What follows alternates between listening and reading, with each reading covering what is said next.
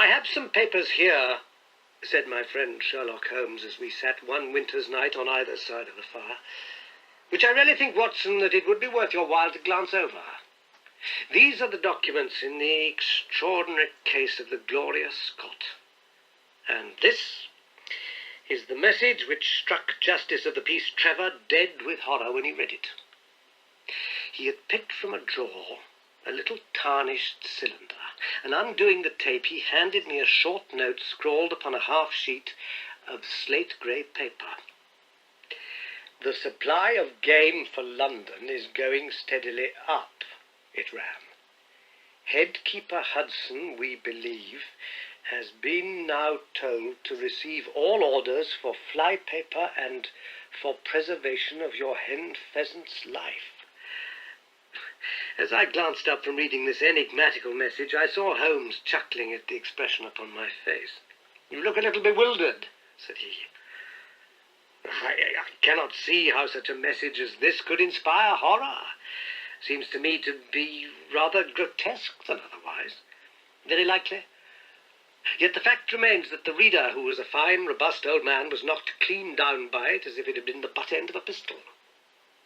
"You arouse my curiosity," said I. "But why did you say just now that there was a very particular reason why I should study this case?"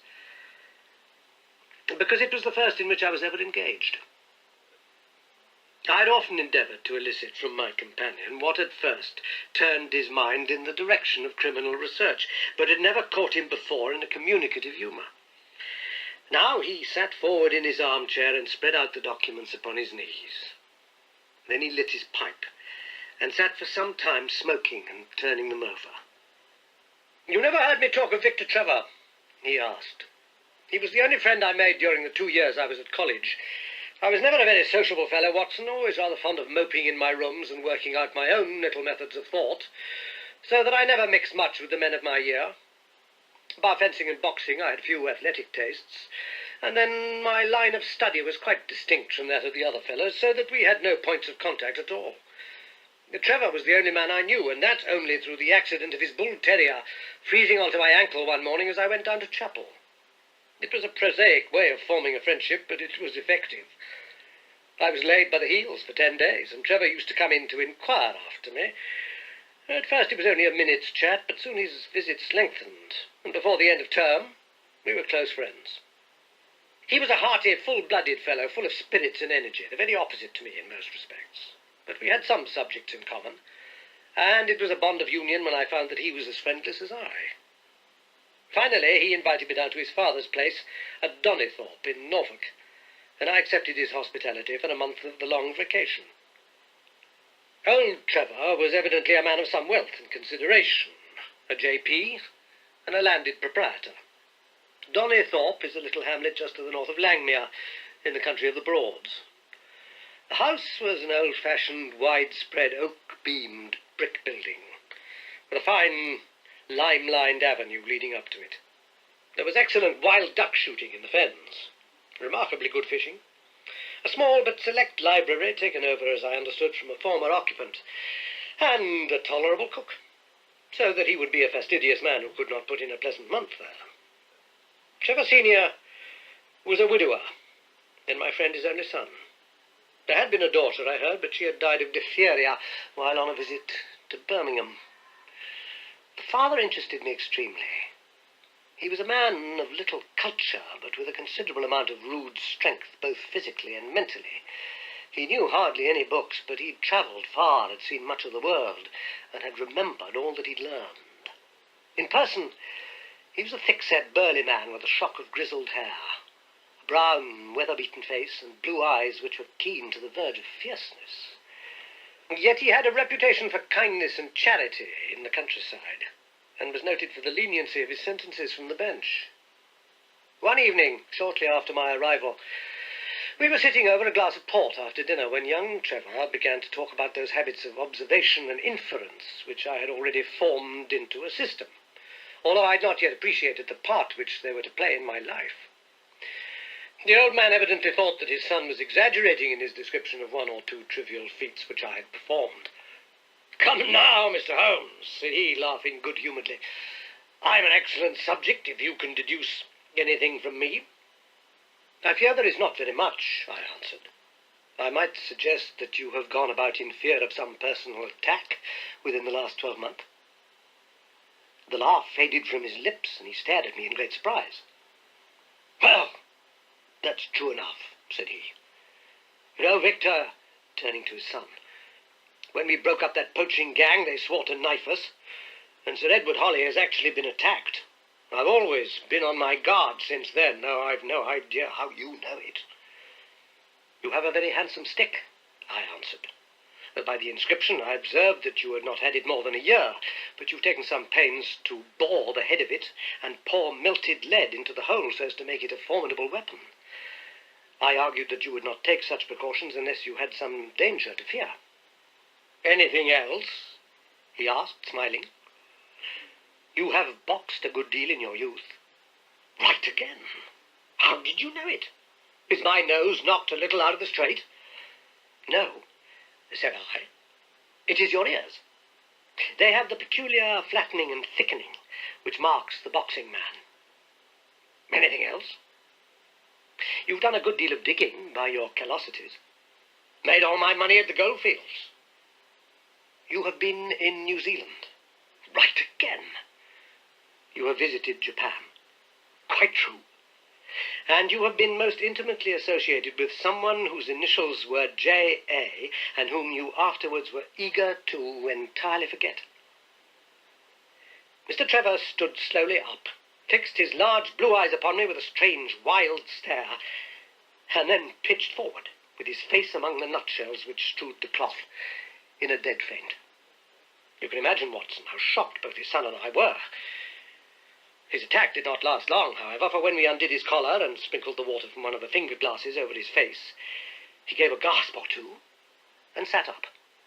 Ah, boys, said he, forcing a smile. I hope I haven't frightened you. Strong as I look, there is a weak place in my heart, and it does not take much to knock me over.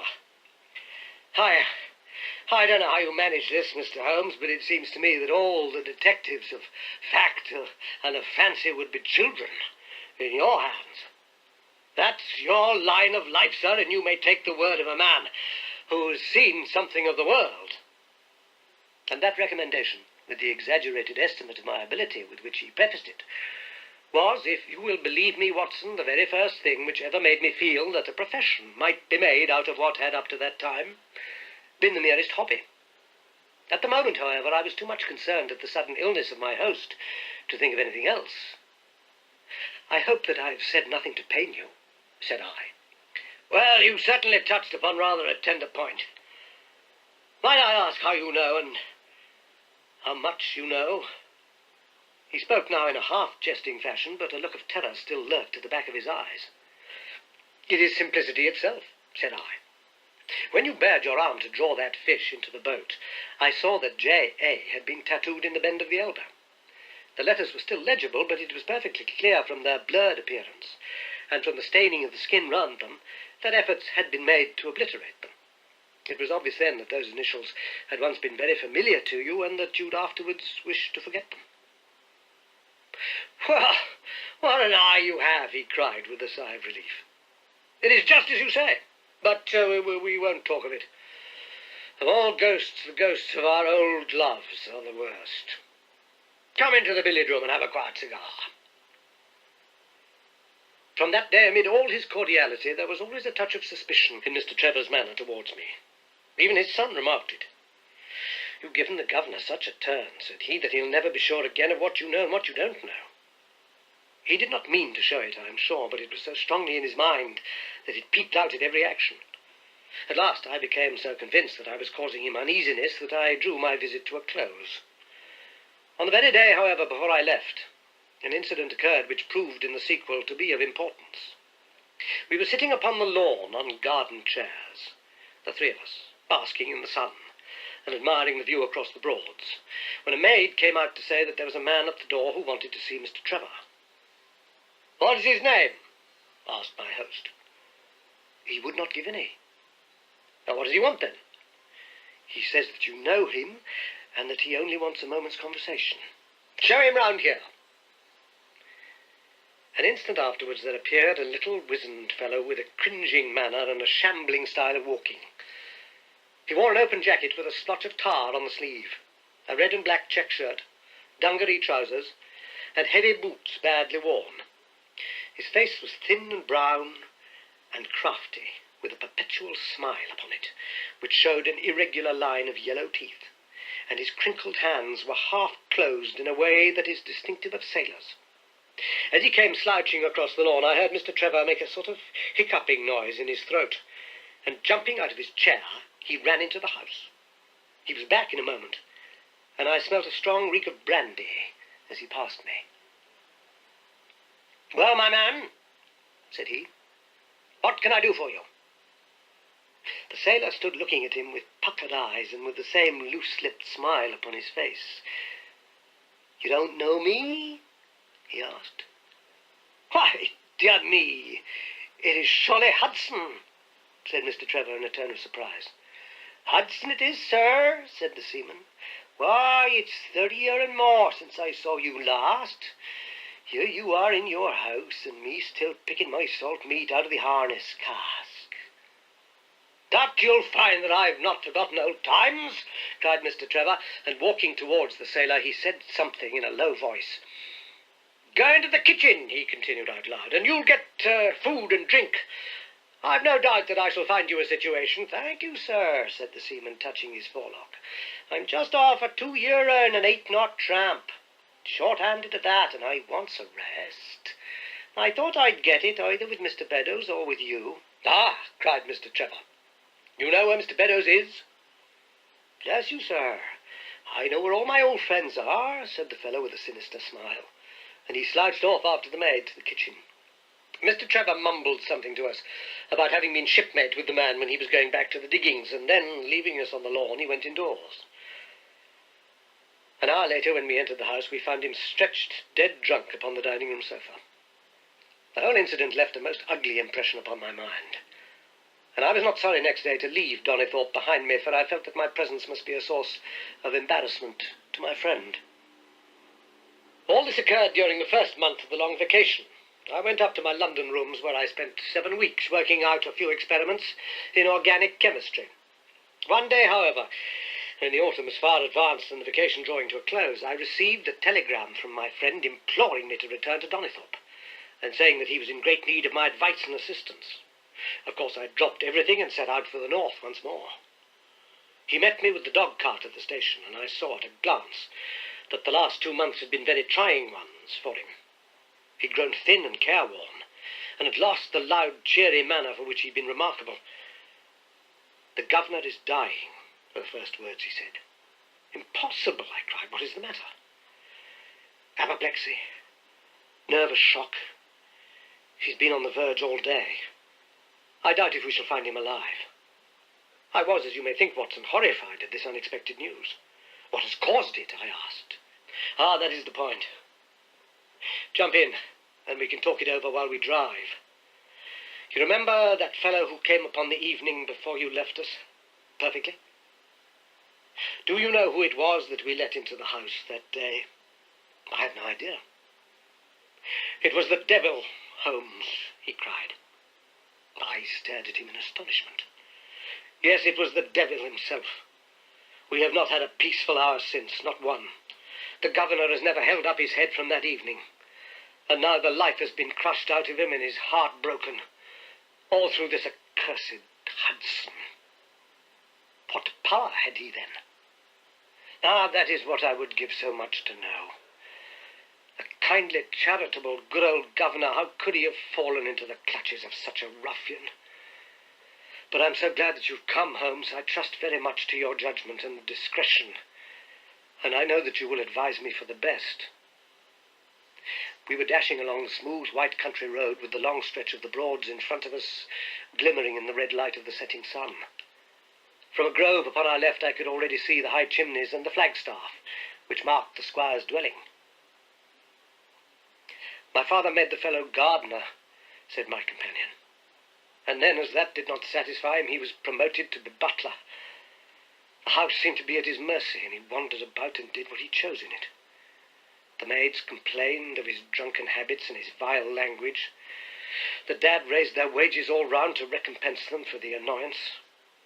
The fellow would take the boat and my father's best gun, and treat himself to little shooting trips.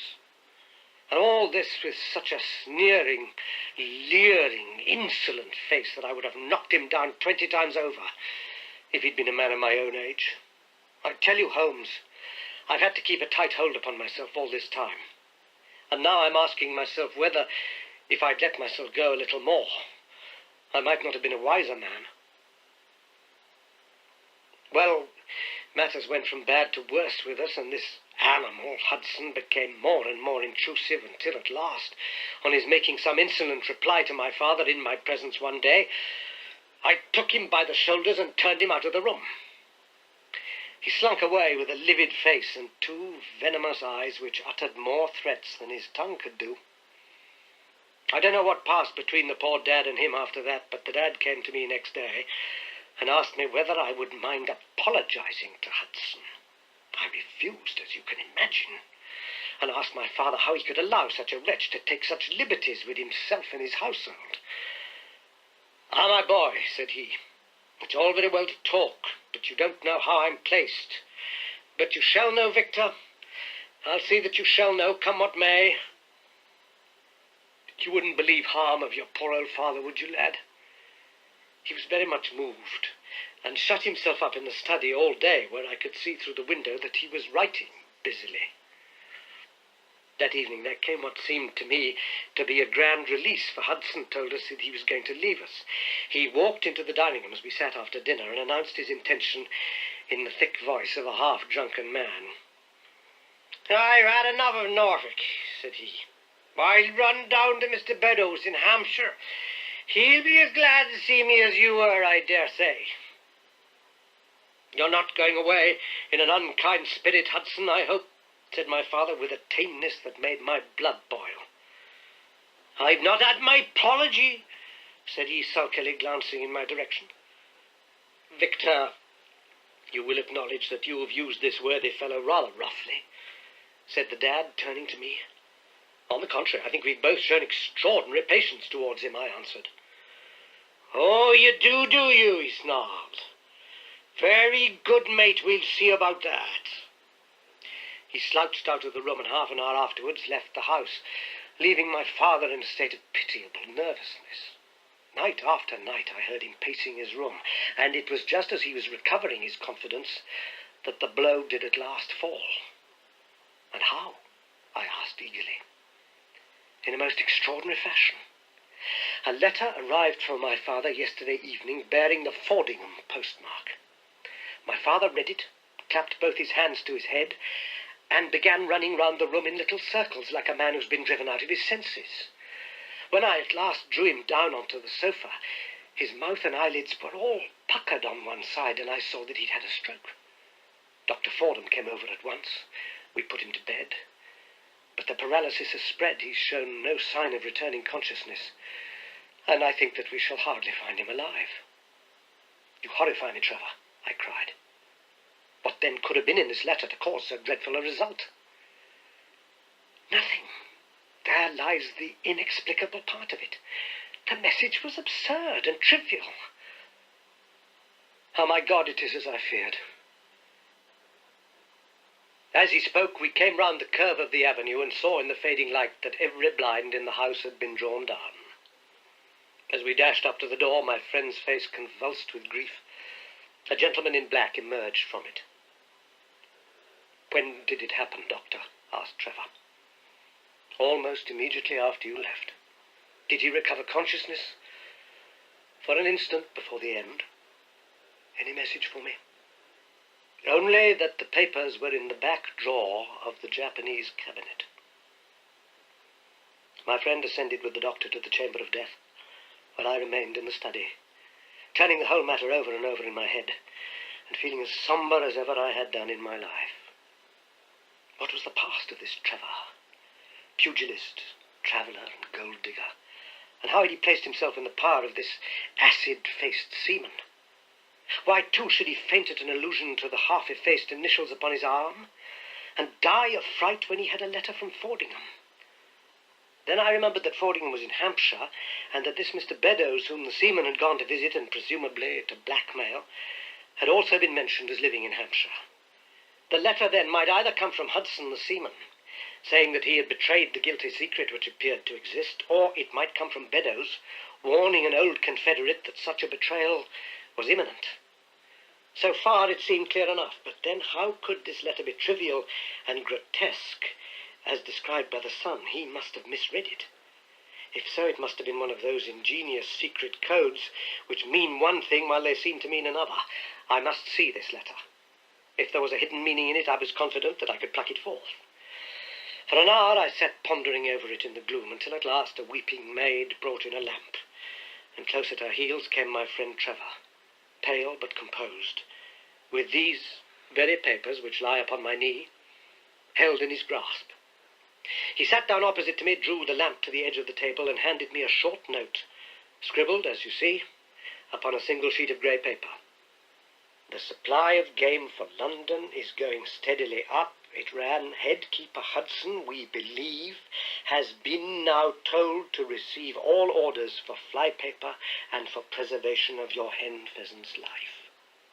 I dare say my face looked as bewildered as yours did just now, when first I read this message. Then I reread it very carefully. It was evidently as I had thought, and some secret meaning must lie buried in this strange combination of words. Or could it be that there was a prearranged significance to such phrases as flypaper and hen pheasant? Such a meaning would be arbitrary and could not be deduced in any way, and yet I was loath to believe that this was the case, and the presence of the word Hudson seemed to show that the subject of the message was as I had guessed, and that it was from Beddoes rather than the sailor. I tried it backward, but the combination life pheasant's hen was not encouraging. Then I tried alternate words, but neither the of for nor supply game London promised to throw any light upon it. And then, in an instant, the key of the riddle was in my hands, and I saw that every third word, beginning with the first, would give a message which might well drive old Trevor to despair. It was short and terse, the warning, as I now read it to my companion. The game is up. Hudson has told all. Fly for your life. Victor Trevor sank his face into his shaking hands. It must be that, I suppose, said he. This is worse than death, for it means disgrace as well. But what is the meaning of these headkeepers and hen pheasants? It means nothing to the message, but it might mean a good deal to us if we had no other means of discovering the sender. You see that he's begun by writing the game is, and so on. Afterwards he had to fulfill the prearranged cipher to fill in any two words in each space. He would naturally use the first words which came to his mind, and if there were so many which referred to sport among them, you may be tolerably sure that he is either an ardent shot or interested in breeding. Do you know anything of this, Beddoes? Why, now that you mention it, said he, I remember that my poor father used to have an invitation from him to shoot over his preserves every autumn. Then it is undoubtedly from him that the note comes, said I. It only remains for us to find out what this secret was, which the sailor Hudson seems to have held over the heads of these two wealthy and respected men. Alas, Holmes, I fear that it is one of sin and shame, cried my friend. But from you I shall have no secrets. Here is the statement which was drawn up by my father when he knew that the danger from Hudson had become imminent. I found it in the Japanese cabinet as he told the doctor. Take it and read it to me, for I have neither the strength nor the courage to do it myself. These are the very papers, Watson, which he handed to me, and I will read them to you as I read them in the old study that night to him. They are endorsed outside, as you see. Some particulars of the voyage of the bark Gloria Scott from her leaving Falmouth on the 8th of October 1855 to her destruction in north latitude 15 degrees 20 minutes, west longitude 25 degrees 14 minutes on November the 6th. It is in the form of a letter and runs in this way. My dear, dear son, now that approaching disgrace begins to darken the closing years of my life, I can write with all truth and honesty that it is not the terror of the law, it is not the loss of my position in the county, nor is it my fall in the eyes of all who have known me, which cuts me to the heart, but it is the thought that you should come to blush for me. You who love me, and who have seldom, I hope, had reason to do other than respect me. But if the blow falls which is forever hanging over me, then I should wish you to read this, that you may know straight from me how far I have been to blame. On the other hand, if all should go well, which may kind God Almighty grant, then if by any chance this paper should be still undestroyed and should fall into your hands, I conjure you by all you hold sacred, by the memory of your dear mother, and by the love which has been between us, to hurl it into the fire and to never give one thought to it again. If, then, your eye goes on to read this line, I know that I shall already have been exposed and dragged from my home, or, as is more likely, for you know that my heart is weak, be lying with my tongue sealed forever in death. In either case, the time for suppression is past, and every word which I tell you is the naked truth, and this I swear as I hope for mercy. My name, dear lad, is not Trevor. I was James Armitage in my younger days, and you can understand now the shock that it was to me a few weeks ago, when your college friend addressed me in words which seemed to imply that he had surprised my secret. As Armitage it was that I entered a London banking house, and as Armitage I was convicted of breaking my country's laws, and was sentenced to transportation. Do not think very harshly of me, laddie. It was a debt of honour so called, which I had to pay, and I used money which was not my own to do it, in the certainty that I could replace it before there could be any possibility of it being missed. But the most dreadful ill luck pursued me. The money which I'd reckoned upon never came to hand, and a premature examination of accounts exposed my deficit. The case might have been dealt leniently with, but the laws were more harshly administered 30 years ago than now, and on my 23rd birthday I found myself chained as a felon with 37 other convicts in the 'tween decks of the barque Gloria Scott, bound for Australia. It was the year 55, when the Crimean War was at its height, and the old convict ships had been largely used as transports in the Black Sea. The government was compelled, therefore, to use smaller and less suitable vessels for sending out their prisoners. The Gloria Scott had been in the Chinese tea trade, but she was an old-fashioned, heavy-bowed, broad-beamed craft, and the new clippers had cut her out. She was a 500-ton boat, and besides her 38 jailbirds, she carried 26 of a crew, 18 soldiers, a captain, 3 mates, a doctor, a chaplain, and 4 warders. Nearly 100 souls were in her, all told, when we set sail from Falmouth. The partitions between the cells of the convicts, instead of being of thick oak, as is usual in convict ships, were quite thin and frail. The man next to me upon the aft side was one whom I'd particularly noticed when we were led down the quay.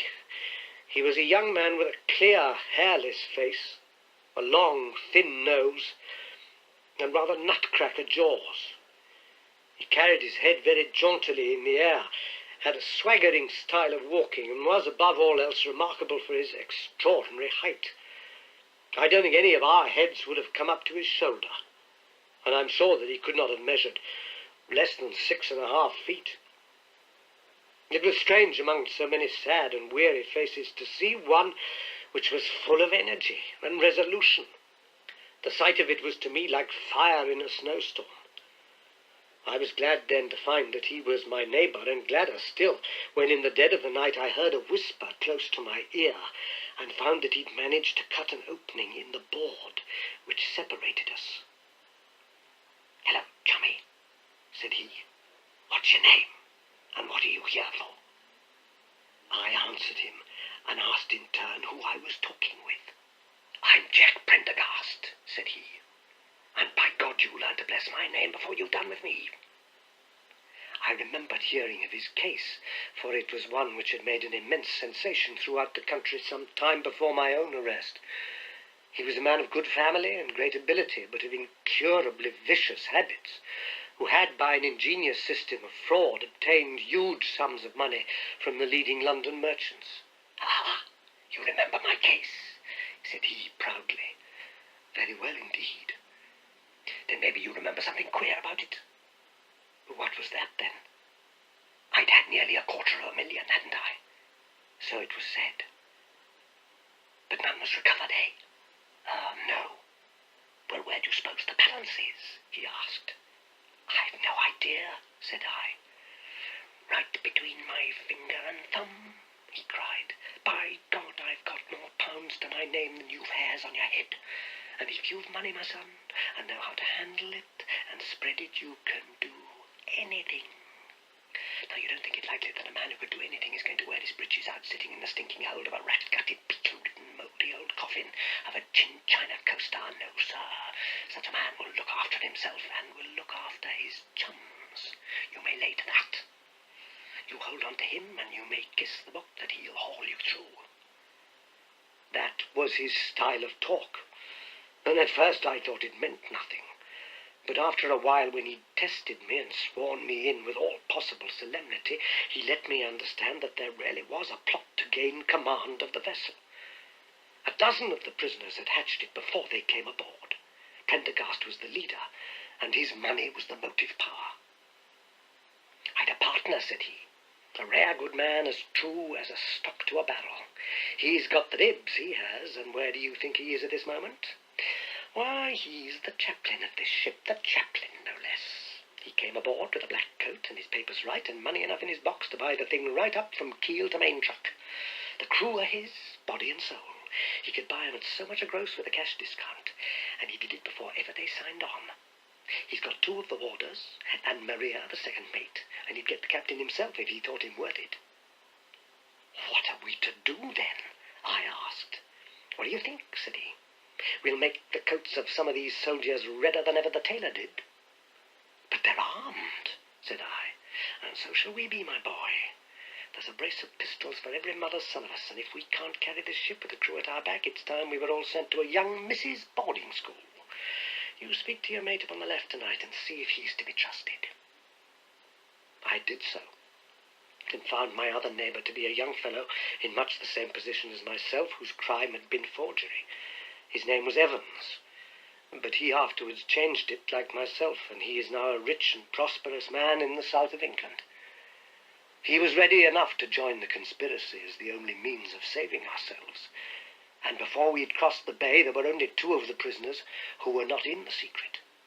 One of these was of weak mind, and we did not dare to trust him, and the other was suffering from jaundice and could not be of any use to us. From the beginning there was really nothing to prevent us from taking possession of the ship. The crew were a set of ruffians specially picked for the job. The sham chaplain came into our cells to exhort us, carrying a black bag supposed to be full of tracts, and so often did he come that by the 3rd day we had each stowed away at the foot of our beds a file, a brace of pistols, a pound of powder, and 20 slugs. 2 of the warders were agents of Prendergast, and the second mate was his right-hand man. The captain, the 2 mates, 2 warders, Lieutenant Martin, his 18 soldiers, and the doctor were all that we had against us. Yet safe as it was, we determined to neglect no precaution, and to make our attack suddenly, by night. It came, however, more quickly than we expected, and in this way. One evening, about the 3rd week after our start, the doctor had come down to see one of the prisoners who was ill, and putting his hand down on the bottom of his bunk, he felt the outline of the pistols. If he'd been silent, he might have blown the whole thing. But he was a nervous little chap, so he gave a cry of surprise and turned so pale that the man knew what was up in an instant and seized him. He was gagged before he could give the alarm and tied down upon the bed. He had unlocked the door that led to the deck, and we were through it in a rush. The 2 sentries were shot down, and so was a corporal who came running to see what was the matter. There were 2 more soldiers at the door of the stateroom, and their muskets seemed not to be loaded, for they never fired upon us, and they were shot while trying to fix their bayonets. Then we rushed on into the captain's cabin, but as we pushed open the door there was an explosion from within, and there he lay with his brains smeared all over the chart of the Atlantic, which was pinned upon the table, while the chaplain stood with a smoking pistol in his hand at his elbow. The 2 mates had both been seized by the crew, and the whole business seemed to be settled. The stateroom was next the cabin, and we flocked in there and flopped down on the settees, all speaking together, for we were just mad with the feeling that we were free once more. There were lockers all round, and Wilson, the sham chaplain, knocked one of them in and pulled out a dozen of brown sherry. We cracked off the necks of the bottles, poured the stuff out into tumblers, and were just tossing them off when in an instant, without warning, there came the roar of muskets in our ears, and the saloon was so full of smoke that we could not see across the table.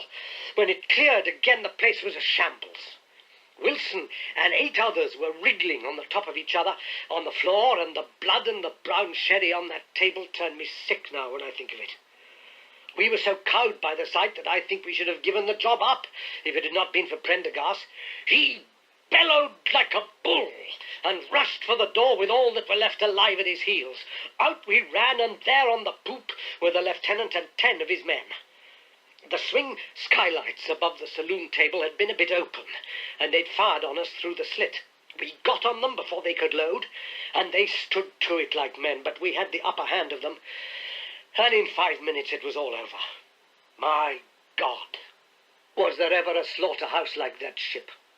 Prendergast was like a raging devil, and he picked the soldiers up as if they'd been children and threw them overboard alive or dead.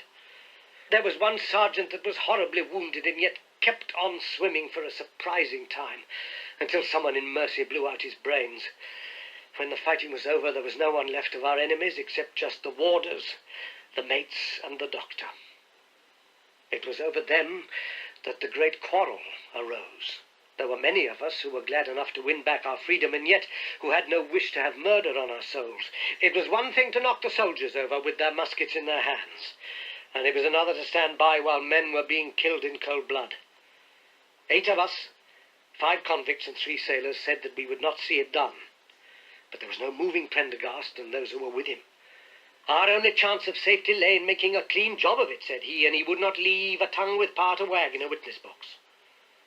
It nearly came to our sharing the fate of the prisoners, but at last he said that if we wished we might take a boat and go. We jumped at the offer, for we were already sick of these bloodthirsty doings, and we saw that there would be worse before it was done. We were given a suit of sailor togs each, a barrel of water, 2 casks, one of junk and one of biscuits, and a compass. Prendergast threw us over a chart, told us that we were shipwrecked mariners whose ship had foundered in latitude 15 degrees north and longitude 25 degrees west, and then cut the painter and let us go. And now I come to the most surprising part of my story, my dear son. The seamen had hauled the foreyard aback during the rising, but now as we left them, they brought it square again, and as there was a light wind from the north and east, the bark began to draw slowly away from us. Our boat lay rising and falling upon the long, smooth rollers, and Evans and I, who were the most educated of the party, were sitting in the sheets, working out our position and planning what coast we should make for. It was a nice question, for the Cape Verdes were about 500 miles to the north of us, and the African coast about 700 to the east. On the whole, as the wind was coming round to the north, we thought that Sierra Leone might be best, and turned our head in that direction, the bark at that time being nearly hull down on our starboard quarter. Suddenly, as we looked at her, we saw a dense black cloud of smoke shoot up from her, which hung like a monstrous tree upon the skyline. A few seconds later, a roar like thunder burst upon our ears, and as the smoke thinned away, there was no sign left of the Gloria Scott. In an instant, we swept the boat's head round again and pulled with all our strength for the place where the haze, still trailing over the water, marked the scene of this catastrophe. It was a long hour before we reached it, and at first we feared that we'd come too late to save anyone. A splintered boat and a number of crates and fragments of spars rising and falling on the waves showed us where the vessel had foundered, but there was no sign of life, and we turned away in despair when we heard a cry for help, and saw at some distance a piece of wreckage with a man lying stretched across it. When we pulled him aboard the boat, he proved to be a young seaman of the name of Hudson, who was so burned and exhausted that he could give us no account of what had happened until the following morning. It seemed that after we'd left, Prendergast and his gang had proceeded to put to death the 5 remaining prisoners. The 2 warders had been shot and thrown overboard, and so also had the 3rd mate. Pendergast then descended into the 'tween decks and with his own hands cut the throat of the unfortunate surgeon. There only remained the first mate, who was a bold and active man. When he saw the convict approaching him with a bloody knife in his hand, he kicked off his bonds, which he'd somehow contrived to loosen, and rushing down the deck, he plunged into the after hold. A dozen convicts who descended with their pistols in search of him found him with a matchbox in his hand, seated beside an open powder barrel, which was one of the 100 carried on board, and swearing that he would blow all hands up if he were in any way molested. An instant later the explosion occurred, though Hudson thought it was caused by the misdirected bullet of one of the convicts rather than the mate's match. Be the cause what it may, it was the end of the Gloria Scott, and of the rabble who held command of her. Such, in a few words, my dear boy, is the history of this terrible business in which I was involved.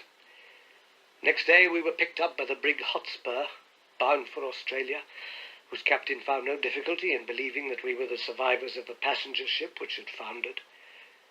The transport ship Gloria Scott was set down by the Admiralty as being lost at sea, and no word has ever leaked out as to her true fate. After an excellent voyage, the Hotspur landed us at Sydney, where Evans and I changed our names and made our way to the diggings, where among the crowds who were gathered from all nations we had no difficulty in losing our former identities. The rest I need not relate. We prospered, we travelled, we came back as rich colonials to England, and we bought country estates. For more than 20 years we've led peaceful and useful lives, and we hoped that our past was forever buried. Imagine then my feelings when, in the seaman who came to us, I recognized instantly the man who had been picked off the wreck. He had tracked us down somehow, and had set himself to live upon our fears. He will understand now how it was that I strove to keep the peace with him, and you will in some measure sympathize with me in the fears which fill me now that he has gone from me to his other victim with threats upon his tongue. Underneath is written in a hand so shaky as to be hardly legible, Beddoes writes in cipher to say, H has told all. Sweet Lord, have mercy on our souls. That was the narrative which I read that night to young Trevor, and I think, Watson, that under the circumstances it was a dramatic one. The good fellow was heartbroken at it, and went out to the Terai tea planting, where I hear that he's doing well. As to the sailor and Beddoes, neither of them was ever heard of again after that day on which the letter of warning was written. They both disappeared utterly and completely. No complaint had been lodged with the police, so that Beddoes had mistaken a threat for a deed. Hudson had been seen lurking about, and it was believed by the police that he'd done away with Beddoes and had fled. For myself, I believe that the truth was exactly the opposite. I think it most probable that Beddoes, pushed to desperation and believing himself to have been already betrayed, had revenged himself upon Hudson and had fled from the country with as much money as he could lay his hands on.